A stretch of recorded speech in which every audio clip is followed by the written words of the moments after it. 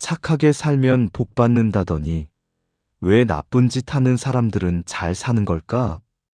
평생 정직하게 살았는데 왜 나는 이렇게 힘들고 남을 속이고 사는 사람은 떵떵거리며 사는 걸까?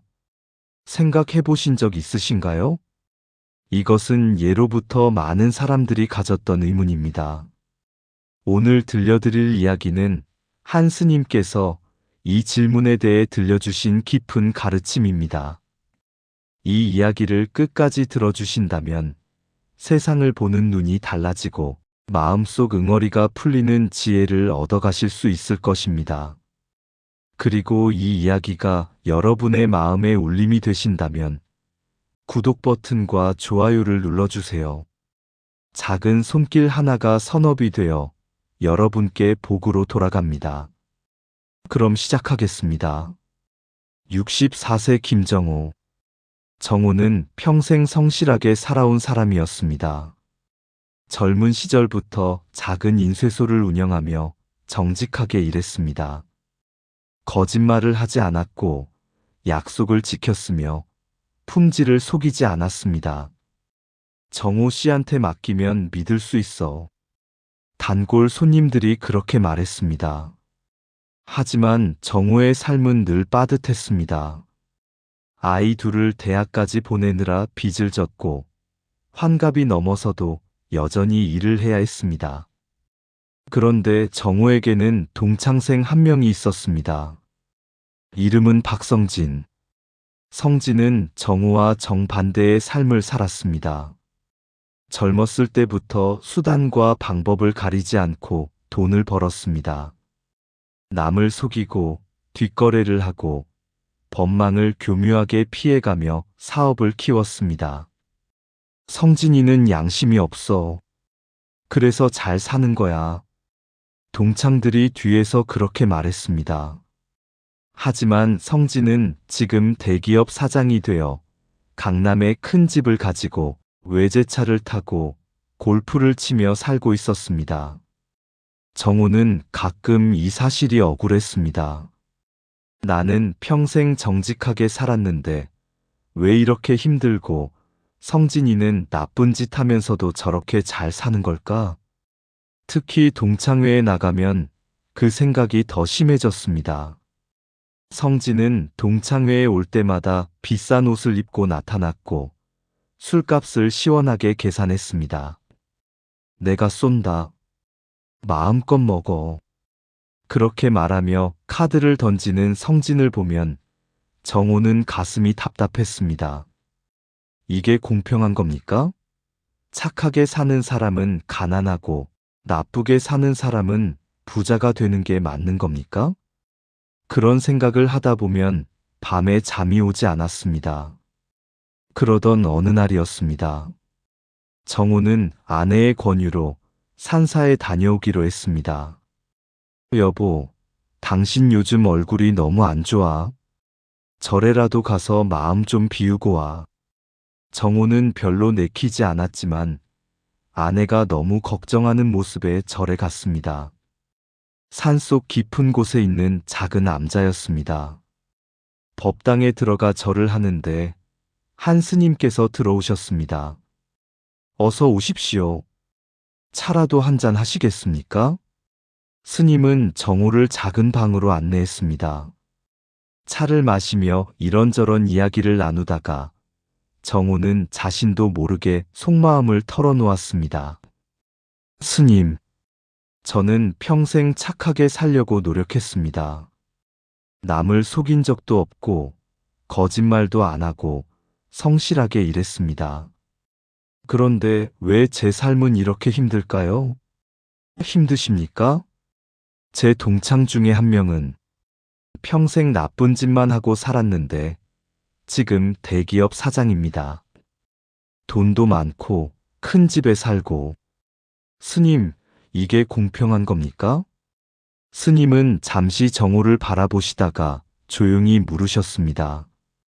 보살님, 그 친구분이 행복해 보이던가요? 당연히 행복해 보이죠. 돈도 많고 집도 크고. 스님은 고개를 저으셨습니다. 보살님, 제가 이야기 하나 들려드리겠습니다. 잘 들어보십시오. 스님은 차를 한 모금 드시고 말씀을 시작하셨습니다. 옛날에 두 농부가 있었습니다. 한 농부는 성실하게 밭을 갈고 씨를 뿌렸습니다. 하지만 그에는 가뭄이 들어 수확이 적었습니다. 정우는 귀를 기울였습니다. 다른 농부는 게을렀습니다. 밭도 대충 갈고 씨도 아무렇게나 뿌렸습니다. 하지만 그의 밭에는 우연히 비가 많이 와서 그의 수확이 풍성했습니다. 그럼 게으른 농부가 더 잘 산 거네요? 겉으로는 그래 보였습니다. 하지만 다음 해는 어떻게 됐을까요? 스님은 잠시 말을 멈췄습니다. 다음 해에는 두 농부의 밭 모두에 비가 적당히 왔습니다. 성실한 농부는 땅을 잘 다져놨기에 풍성한 수확을 거뒀습니다. 하지만 게으른 농부는 땅이 척박해서 거의 수확하지 못했습니다. 정우는 스님의 말씀을 곰곰이 생각했습니다. 보살님, 착하게 사는 것과 잘 사는 것은 다른 차원의 문제입니다. 보살님께서 착하게 사신 것은 씨앗을 뿌린 것입니다. 그 씨앗은 반드시 싹을 틔웁니다. 다만 때가 있을 뿐입니다. 하지만 스님, 제 동창은 나쁜 짓을 하고도 잘 삽니다. 스님은 고개를 끄덕이셨습니다. 그렇게 보일 수 있습니다. 하지만 보살님, 그 친구분의 마음속을 보신 적 있습니까? 마음속이요? 네. 나쁜 짓을 하고 사는 사람의 마음은 평화롭지 못합니다. 겉으로는 웃어도 속으로는 불안합니다. 언젠가 들킬까 두려워하고 항상 뒤를 돌아보며 삽니다. 정우는 문득 성진의 얼굴이 떠올랐습니다. 그러고 보니 성진은 웃을 때도 눈은 웃지 않았습니다. 늘 뭔가에 쫓기는 듯한 표정이었습니다. 술을 마시면 유난히 많이 마셨고 밤에 잠을 잘 못 잔다고 했습니다. 스님은 계속 말씀하셨습니다. 부처님께서는 말씀하셨습니다. 악업은 곧바로 과보를 받지 않는다. 마치 우유가 하루아침에 상하지 않듯 악업도 때가 되면 반드시 그 대가를 치르게 된다. 그럼 언젠가는 벌을 받는다는 말씀인가요? 벌이라기보다는 자신이 뿌린 씨앗을 거두는 것입니다. 선한 씨앗을 뿌리면 선한 열매를, 악한 씨앗을 뿌리면 악한 열매를 거두게 됩니다. 스님은 잠시 창밖을 바라보시다가 말씀을 이었습니다. 보살님, 제가 보기에 보살님은 지금 복을 받고 계십니다. 무슨 복을요? 평화로운 마음, 그것이 가장 큰 복입니다. 보살님께서는 밤에 편히 주무실 수 있으시지요? 정우는 고개를 끄덕였습니다. 거울을 보실 때 스스로가 부끄럽지 않으시지요? 네. 자식들이 보살님을 존경하지요? 그건, 네, 그런 것 같습니다. 그것이 바로 복입니다. 돈으로 살 수 없는 복입니다. 정우는 가슴이 뜨거워졌습니다. 반면에 그 친구분은 어떻습니까? 돈은 많지만 마음은 불안하고 밤에 편히 잠들지 못하고 항상 누군가를 경계하며 살아갑니다. 그것이 과연 잘 사는 것입니까? 정우는 대답할 수 없었습니다. 스님은 정우의 손을 잡으셨습니다. 보살님, 세상에는 두 가지 부자가 있습니다. 돈은 많지만 마음이 가난한 부자, 그리고 돈은 적지만 마음이 풍요로운 부자. 보살님께서는 어떤 부자가 되고 싶으십니까? 정우는 눈물이 핑 돌았습니다. 그리고 보살님, 한 가지 더 말씀드리겠습니다. 네, 스님. 악한 자가 잘 사는 것처럼 보이는 건 그것이 그 사람의 전생 복을 쓰고 있는 것입니다. 마치 저금통에 있던 돈을 막 쓰는 것처럼요. 하지만 그 돈은 언젠가 바닥이 납니다. 전생 복이요? 네. 누구나 전생에 선업을 쌓았다면 그 복이 남아 있습니다. 하지만 이번 생에 악업을 쌓으면 그 복을 빠르게 소진하게 됩니다. 그리고 복이 다 떨어지면 스님은 말을 멈추고 고개를 저으셨습니다. 그때는 정말 힘든 일을 겪게 됩니다. 재산을 잃거나 건강을 잃거나 가족을 잃거나 정우는 소름이 돋았습니다. 반대로 보살님처럼 착하게 사시는 분은 복을 쌓고 계시는 겁니다. 지금은 가난해 보여도 그 복은 쌓이고 쌓여서 나중에 큰 복으로 돌아옵니다. 이번 생이 아니면 다음 생에라도 말입니다. 정우는 깊은 한숨을 내쉬었습니다. 스님, 그럼 저는 어떻게 살아야 합니까? 지금처럼 사십시오. 정직하게, 성실하게, 착하게. 그것이 가장 지혜로운 삶입니다. 정우는 깊이 절을 올렸습니다.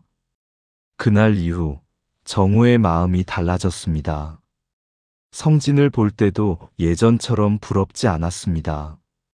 오히려 안쓰러웠습니다. 저 사람은 지금 전생 복을 다 쓰고 있구나. 그리고 이번 생에 복을 쌓지 못하고 있구나. 그리고 놀라운 일이 일어났습니다. 석 달 후 동창회에서 정우는 성진을 다시 만났습니다. 그런데 성진의 얼굴이 많이 수척해져 있었습니다. 성진의 회사가 탈세 혐의로 조사를 받고 있고 성진의 아들까지 사고를 쳐서 골치가 아프다는 것이었습니다. 정우는 성진이 안쓰러웠습니다. 동창회가 끝나고 정우는 성진에게 다가갔습니다. 성진아, 힘들지? 성진은 처음으로 정우 앞에서 약한 모습을 보였습니다. 정우야, 나 정말 힘들어. 밤에 잠도 못 자. 항상 불안해. 너는 좋겠다. 편하게 살아서. 나는 돈은 많지만 하나도 안 행복해. 정우는 성진의 어깨를 두드렸습니다. 성진아, 늦지 않았어. 지금부터라도 바르게 살면 돼. 착하게 살아. 사람들한테 베풀고 정직하게 살고. 성진은 고개를 떨궜습니다. 할 수 있을까? 할 수 있어. 나도 도와줄게. 그날 이후 성진이 조금씩 변하기 시작했습니다. 회사 경영을 투명하게 바꾸고 직원들 복지를 개선하고 사회에 기부도 시작했습니다. 그러자 신기하게도 성진의 얼굴이 밝아졌습니다. 정우야, 고마워. 내 말대로 하니까 마음이 편해져. 정우는 웃으며 말했습니다. 그게 바로 복이야, 성진아. 1년 후 정우에게도 좋은 일이 생겼습니다. 오랫동안 거래하던 출판사에서 큰 일거리를 주었고 안정적인 수입이 생겼습니다. 정우 씨, 오랫동안 성실하게 일해주셔서 감사합니다. 앞으로도 계속 함께 일하고 싶습니다. 정우는 그 말을 들으며 스님의 말씀이 떠올랐습니다. 착하게 사는 것은 씨앗을 뿌리는 것이다. 그 씨앗은 반드시 싹을 틔운다. 정우는 그날 저녁 아내와 함께 절에 갔습니다. 스님께 감사 인사를 드리기 위해서였습니다. 스님, 감사합니다. 스님 덕분에 제 마음이 편해졌습니다. 스님은 환하게 웃으셨습니다. 보살님께서 스스로 깨달으신 겁니다. 저는 그저 길을 가리켰을 뿐입니다. 스님, 그런데 제 친구도 변했습니다. 이제는 착하게 살려고 노력합니다. 그것 참 잘 됐습니다. 보살님께서 그 친구를 구원하신 겁니다. 제가요? 네. 착하게 사는 사람의 영향력은 생각보다 큽니다. 보살님의 모습을 보고 그 친구도 변화한 겁니다. 정호는 가슴이 뜨거워졌습니다. 스님, 이제 알겠습니다. 왜 착하게 살아야 하는지 말씀해 보십시오. 착하게 사는 것은 나 자신뿐만 아니라 주변 사람들까지 변화시키는 힘이 있기 때문입니다. 스님은 깊이 고개를 끄덕이셨습니다. 그렇습니다. 그것이 바로 보살행입니다. 정호는 그날 밤 집으로 돌아오는 길에 별을 올려다보았습니다. 나는 잘 살고 있었구나. 돈은 적어도 마음은 부자였구나. 그리고 이제는 성진을 볼 때도 부럽지 않았습니다. 오히려 감사했습니다. 성진이라는 거울을 통해 자신이 얼마나 복받은 사람인지 깨달았기 때문입니다. 여러분, 정호의 이야기 어떠셨나요? 부처님께서는 법구경에서 이렇게 말씀하셨습니다. 악을 짓고도 그 과보가 익지 않았을 때 어리석은 자는 그것을 꿀처럼 달게 여긴다. 그러나 그 과보가 익었을 때 어리석은 자는 괴로움을 받느니라. 세상을 보면 정말 불공평해 보일 때가 많습니다. 착한 사람이 가난하고 악한 사람이 부자인 것처럼 보입니다. 하지만 부처님께서는 우리에게 말씀하십니다. 겉으로 보이는 것이 전부가 아니라고. 진정한 부는 돈이 아니라 마음의 평화라고. 화엄경에는 이런 말씀이 있습니다. 선업을 짓는 자는 비록 지금은 가난해도 그 복이 쌓이고 있으며 악업을 짓는 자는 비록 지금은 부유해도 그 복이 소진되고 있느니라. 악한 자가 잘 사는 것처럼 보이는 것은 그들이 전생의 복을 쓰고 있는 것입니다.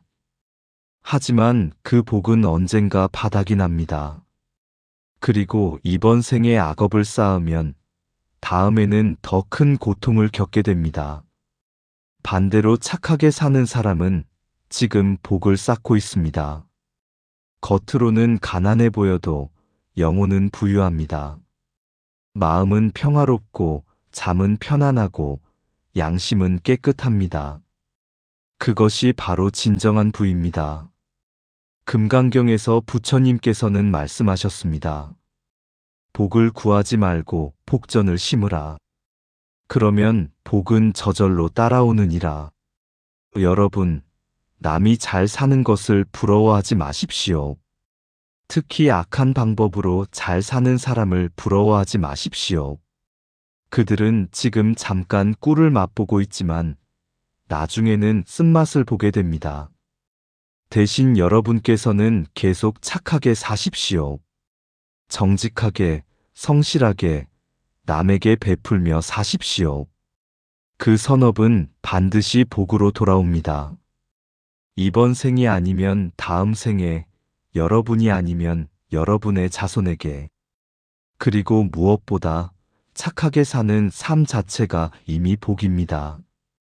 마음의 평화, 양심의 자유, 깊은 잠, 떳떳함. 이것들은 돈으로 살 수 없는 것들입니다. 나무아미타불 관세음보살. 오늘 이 이야기가 억울한 마음을 품고 계신 모든 분들께 위로가 되었기를 바랍니다. 여러분은 잘 살고 계십니다. 착하게 사시는 것만으로도 여러분은 이미 진정한 부자이십니다. 이런 부처님의 가르침이 담긴 이야기가 더 필요하시다면 구독 버튼과 좋아요를 눌러주세요. 법을 전하는 일에 동참하는 선업이 되어 여러분께 큰 복덕으로 돌아갑니다. 부처님의 가르침을 널리 알리는 공덕을 함께 쌓아가시길 바랍니다. 다음에 또 부처님의 지혜가 담긴 이야기로 찾아뵙겠습니다. 모두 건강하시고 항상 착한 마음으로 부처님의 자비 속에서 행복하시길 기원합니다. 나무아미타불.